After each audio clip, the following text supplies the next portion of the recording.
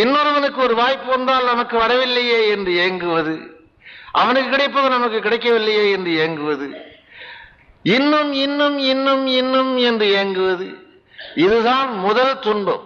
மனிதனுக்கு வருகிற துன்பங்கள் எல்லாம் பிறகு பிறகு வருகின்ற துன்பங்கள். எதிலேயும் அவனுக்கு திருப்தி ஆவதில்லை. நாளைக்கு 3 ரூபாய் கிடைக்கும் என்று ஒருவன் முடிவு கட்டிவிட்டு அவனுக்கு 5 ரூபாய் கிடைத்தால் 2 ரூபாய் அதிகமா தெரிகிறது. நாளைக்கு 8 ரூபாய் கிடைக்கும் என்று அவன் கருதி 3 ரூபாய் கிடைத்தால் அது குறைவா தெரிகிறது. ரேஸுக்கு போவான், 50,000 ரூபாய் ரேஸ்ல போயிடும்.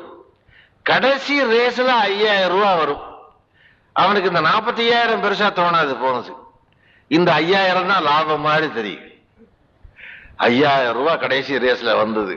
குறைஞ்சபட்சம் வீடு போய் சேர்றதுக்காக கையில பணம் இருக்கிறது என்கிற நம்பிக்கை வேறு.